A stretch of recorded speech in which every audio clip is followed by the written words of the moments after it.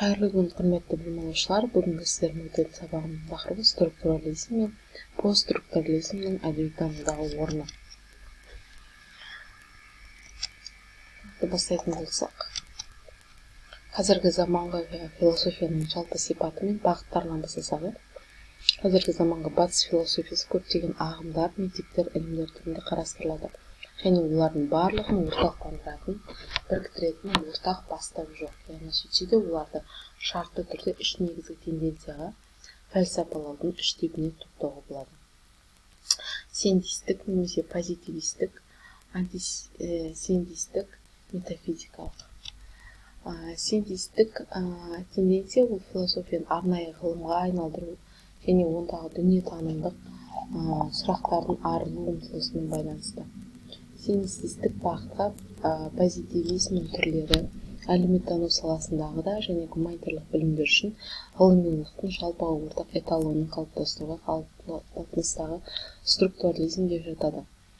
Антисиентистік негізінен иррационалистік тенденция ғылыми сана мен танымның өзге ғылыми емес формаларын қысымға алу нәтижесінде де негативті әлеуметтік және табиғи процестерді жандандыратындығын, қозғалысқа келтіретіндігін фәлсапалаудың мұндай түріне өмір философиясы, экзистенциализм, герменевтика жатады.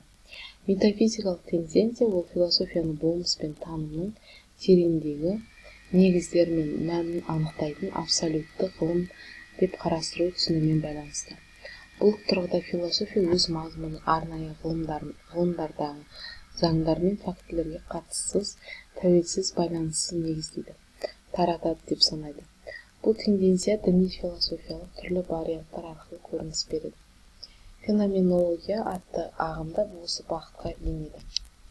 Яғни структурализмді бастайтын болсақ, ол структурализм философиялық тұрақтарды оқып үйренудегі басты мақсат ол абстрактылы ақиқатты іздеу емес, адамдарға олардың нақты өмірлік міндеттерін іске асыруда түйінді жағдайларды шешуге көмекші болатын нақты тәсілдік құралдарының арсеналын жасау деп санайтын философиядан негізгі идеалистік бағыт болып табылады. Бұл негізін қалаушылар америкалық философтар Пирс пен Джеймс деп саналғанмен, олардың ілімін өңдеп, қазіргі заманғы негіз структурализм қалыптасуының дамуына маңызды үлес қосқан Джон Дью болды. Джон Дью философия, әлеуметтану, педагогия және басқа да салалар бойынша жазған. Осыдан аса кітап пен 900 ғылыми мақаланың авторы. Оның философиясы өз кезегінде КСРО мен Европа тараған жоқ.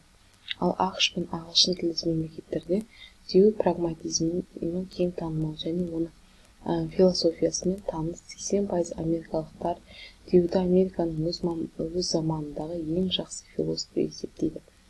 Дьюдің басты еңбегі бұл дәстүрлі философияның философиялық фундаментализмнің стереотиптерін жойып, маңызды философиялық мәселеге жаңаша қарауында.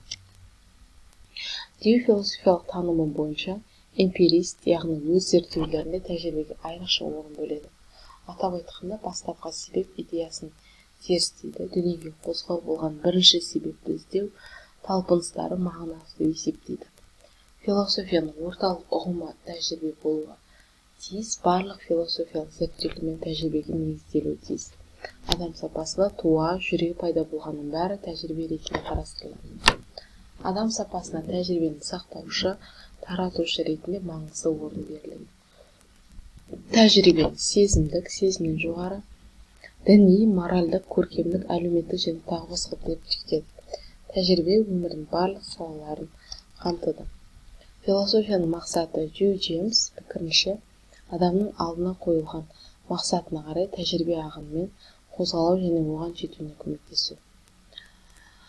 Алғашқы америкалық прагматиктер бұл философия тәжірибесімен бірлесіп жаңа тәжірибеге алудан қойылған мақсатқа жеткізетін ақиқатты табуға көмектесуі тиіс деп санаса, Дью ол идеяны новаторлықпен дамытып, философияның міндеттерін анықтап берді. Дьюдің пікірінше, философияның басты міндеті бұл тәжірибе арқылы жеке мақсаттарға жету емес, философияның көмегі арқылы тәжірибені өзгертіп, түрлендіріп, адам өмірінің барлық саласындағы тәжірибені жүйелі түрде жетілдіру. Ал тәжірибенің маңызды бөлігі индивидтің қоғаммен өзара қатынасында және қоғам ішінде жинақталатындықтан тәжірибені жетілдірудің маңызды шарты. Ал мен қоғамды жетілдіру әлеуметтік реконструкция болып табылады. Әлеуметтік реконструкция дегеніміз, яғни мынандай шаралар арқылы жүзеге асады. Меншікті қатынастар жетілдіру, бір жағынан адамдардың барынша көп бөлігін меншікке ие ету, және екіншіден олардың шаруашылық, өндірістік мақсаттарға барынша біріктіру. Әңгіме меншікті акцияландыру туралы болып отыр, яғни өндірілген материалдық игіліктерді әділетті бөлу, үлестіру. Кедейлікпен күрес, яғни мемлекеттің өз азаматтарының жағдайын жақсартуға қамқорлығы, адам құқығын қамтамасыз ету және мемлекеттік демократиялық құрылымдарды жетілдіру. Қоғамды тәртіпке келтіру, адам өмірі мен әрекетінің барлық сапаларын басқаруды кәсіпқойландыру және жетілдіру. Ішкі және халықаралық жанжалдарды шешу болып табылады. Тәжірибеге жоғары технологиялардың ғылыми әдістерін пайдалануды түзу тәжірибені жетілдірудің келесі өзекті құралы деп саналады. Өндіріске жоғары технологиялардың жаңа ғылыми әдістерін ендіру арқылы адамзат өмірінің барлық салаларында, әсіресе ғылым мен техникада жоғары нәтижелерге жетті. Әдетте ғылыми әдістер мен жоғары технологиялар қоғамды, моральды тәжірибені басқаруға қолданылып отырған жоқ. Демек, тәжірибені ғылыми әдістер мен жоғары технологияларды қолдану арқылы жетілдіруге болады, және ол әдістер мен технологиялар білімде және білім арқылы ендірілуі қажет. Тәжірибеден реконструкциялаудың үшінші маңызды жолы ол ғылыми әдістер негізінде ойлауды жетілдіру. Дьюдің пікірінше, философияның негізгі міндеті жаңа ғылыми әдістерді қолдану арқылы ғылыми тәжірибені жетілдіру болғандықтан, ең алдымен ғылыми әдістің өзі туралы сұрақ туады. Яғни ғылыми әдіс дегеніміз не, оның басты сипаты қандай. Дью философиясында да әдіс туралы ілімге маңызды орын берілген. Яғни Дьюдің пікірінше, әдіс ол білім алудың және алынған білімнің адам өміріне қызметінің тәртібі, процесі болып табылады. Ғылым мен ғылыми әдістің басты міндеті адамның діттеген мақсатына оптималды жетуіне жағдай жасау. Ғылыми әдістің ақиқаттылығы ол мақсатқа жетуге жағдай жасауына байланысты қолданылған әдіс көмегімен мақсат орындалған болса, әдіс ақиқат дұрыс, ал мақсатқа апармайтын немесе жету жолын көрсетілетін әдіс жалған болып табылады. Демек, ғылыми әдіс ол адам әрекетінің табысты болуының мақсатқа жетуге құралы. Әдіске мақсатқа жету құралы ретіндегі қатынас инструментализм деп аталады.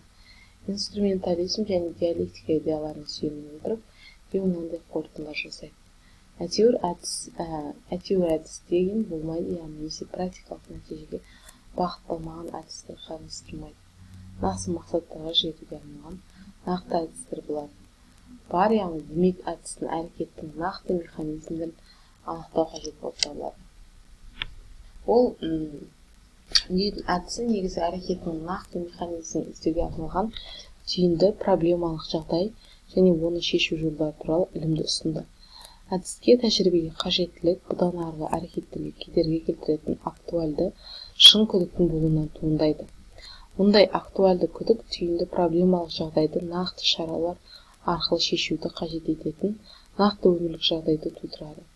Түйінді жағдайды шешу көбіне шешім мен әрекеттердегі баламаны, альтернативаны таңдаумен байланысты. Ғылыми әдістің мақсаты ол түйінді жағдай шешілген жағдайға айналдыру.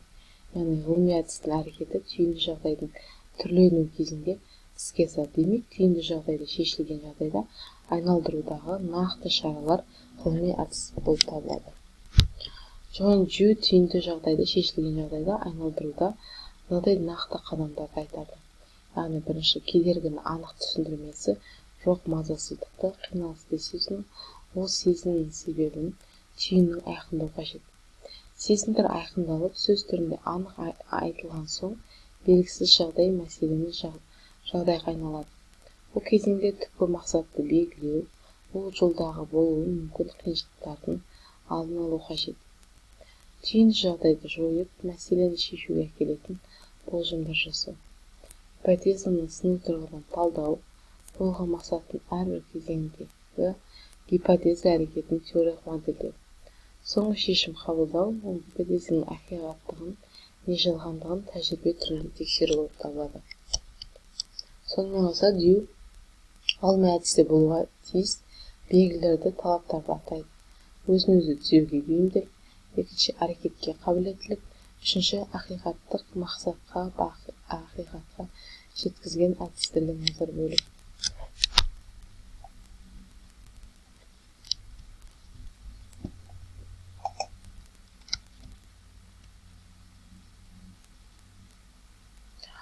Джон Дью таным мәселесінде де философиялық новаторлық көрсетеді, яғни жинақталған білімдерден мынадай білім түрлерін іріктейді. Эпистеме, теория және практикалық тәжірибе жүзіндегі тексерілген шын білім.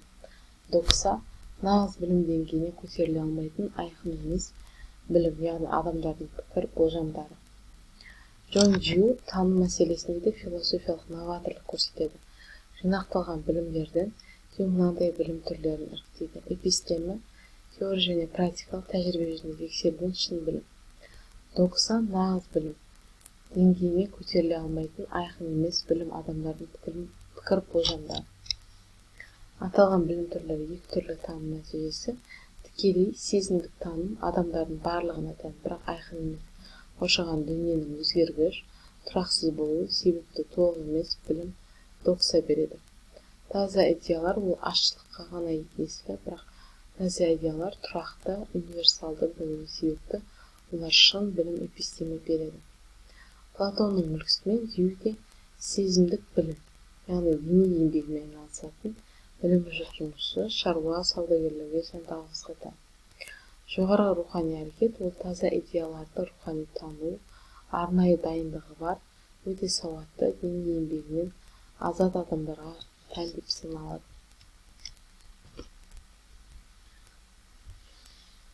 Тағы қосымша айтып өтетін болсақ, ол ғылыми әдіс теориясы мен түйінді жағдай іліміне өзге тағы философиялық жаңалық ішті, яғни шын білім ғылыми әдісті дұрыс қолдану проблематикалық жағдайдың шешілетін жағдайға айналуына әкелетіндіктен түпкі нәтижеде таным объектісінің сапалы өзгерісіне, таным нәрсесінің тіршілігінің өзгертуіне әкеледі.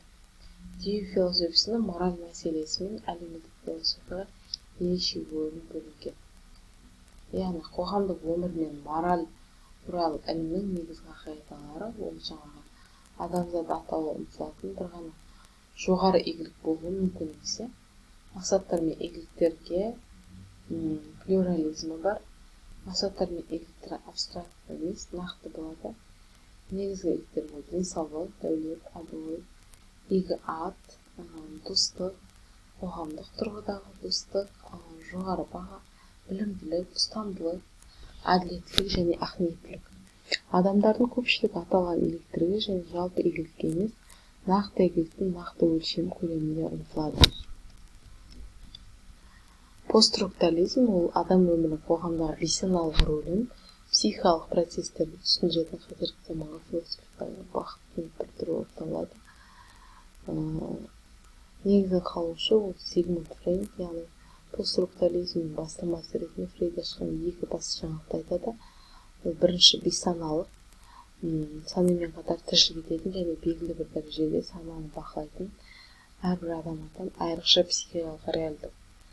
Екінші ығыстыру реакциясы, жағымсыз эмоция, теріс тәжірибе, тағы басқа адамның психикалық саулығы мен тепе-теңдігін бұзатынның бәрінің психологиялық қорғаныс тәсілі ретінде санадан ығыстырылуы.